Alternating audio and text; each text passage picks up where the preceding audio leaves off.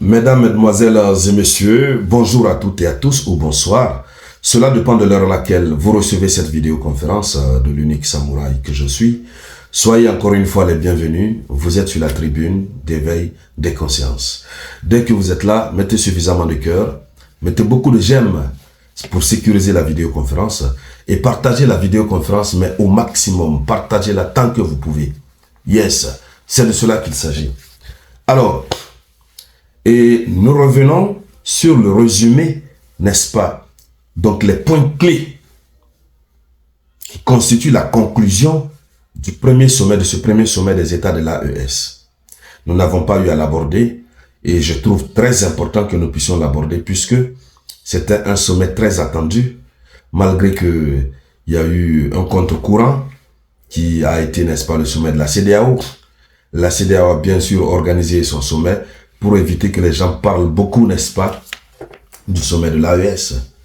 Donc, qu'à cela ne tienne, nous, on va continuer de parler de cela. Et les points clés, ce sont des points très importants. La conclusion, évidemment, du sommet des États de l'AES. Alors, avant d'aller dans les profondeurs, chères dames, chers messieurs, merci de partager la vidéoconférence au maximum. Partagez-la dans tous les groupes, s'il vous plaît. Oui. Nous sommes à une deuxième phase de notre lutte que nous avons commencé contre le néocolonialisme. Aujourd'hui, nous sommes dans le processus de la décolonisation totale.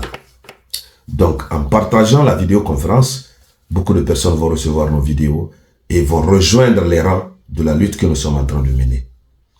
Alors, ce qu'il faut savoir, la décision a été prise, le premier point clé, la décision a été prise lors de ce sommet de la création de l'Alliance des États du Sahel, c'est-à-dire la création de la Confédération. La Confédération est enfin née, les documents ont été signés, comme vous pouvez le voir ici sur ces images. Les documents ont été signés par ces trois chefs d'État. Donc la Confédération, elle est créée, avec pour président Assimi Goïta. Je vous ai toujours dit, il faut faire la différence entre la Confédération d'État et la Fédération d'État. C'est lorsque nous sommes dans le cadre de la Fédération d'État, les États fusionnent, d'accord? Et voilà, chaque État, en tout cas, la situation change. Mais la Confédération d'État, c'est beaucoup plus léger, d'accord? Là, les États décident de s'unir, ils choisissent, n'est-ce pas, des domaines dans lesquels il faut coopérer. Alors, allons-y sur le deuxième point. Allons-y sur le deuxième point clé. C'est la mise en place, évidemment, c'est une étape supplémentaire vers une intégration poussée entre les États membres de l'AES. Donc, la concrétisation, n'est-ce pas, de la Confédération. Ça rejoint un peu plus le premier point toujours. Donc, c'est la concrétisation de la Confédération, la mise en place, n'est-ce pas, d'une étape supplémentaire vers une intégration poussée des États membres.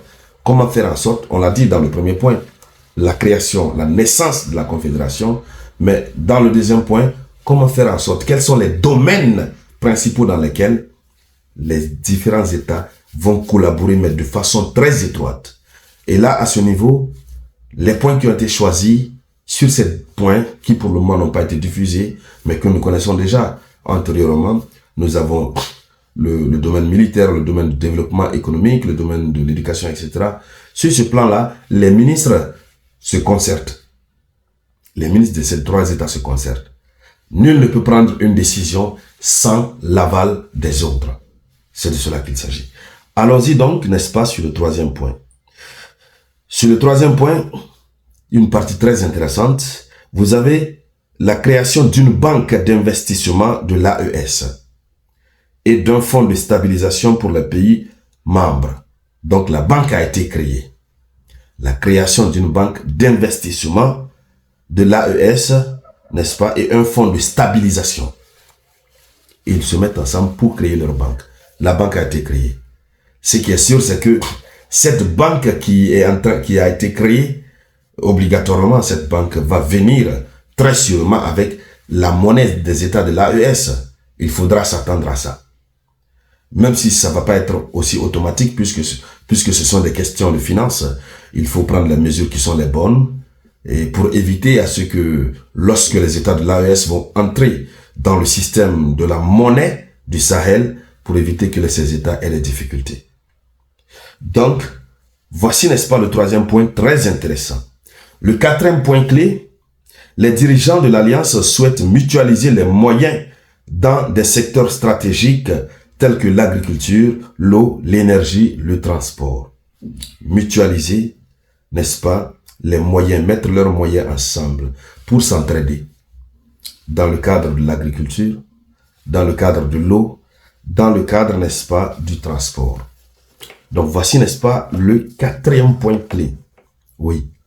Et donc vous voyez l'idéologie, n'est-ce pas, qui sous-tend la mise en place de cette organisation par ces vaillants patriotes africains.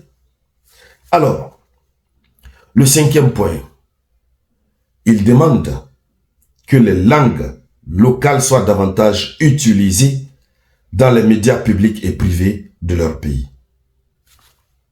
Une partie très intéressante.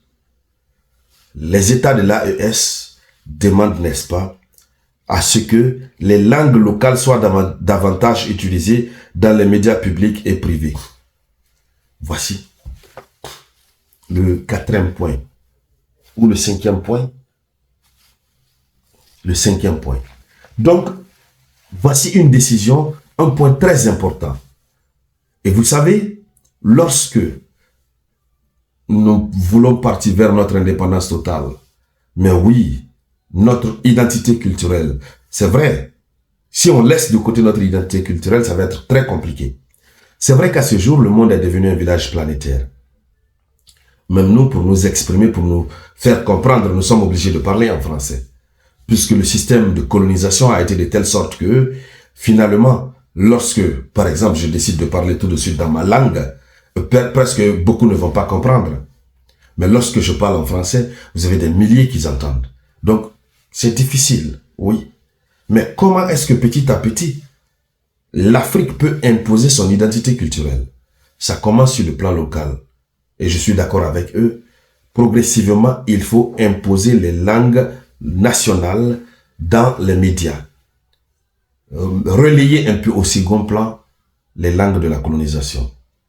Et donc, dans cette logique, ça veut dire qu'on ne pourra recourir à la langue française que lorsque c'est extrêmement utile, extrêmement nécessaire.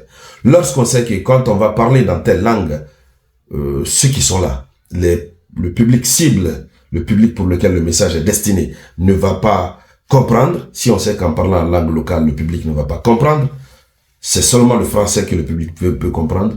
C'est dans ces cas extrêmement rares qu'il faudra recourir, n'est-ce pas, à cette langue coloniale. Donc voici, n'est-ce pas, les points clés de cette rencontre et de ce grand sommet, le tout premier du genre des États de l'AES. Alors merci donc, chères dames, chers messieurs, pour votre participation très remarquée à cette vidéoconférence. Je vous demande de la partager au maximum. Encore une fois, mettez beaucoup de j'aime. Mettez beaucoup de j'aime. Je vous reviens tout à l'heure avec de nouvelles actualités. C'était la voix de votre unique samouraï.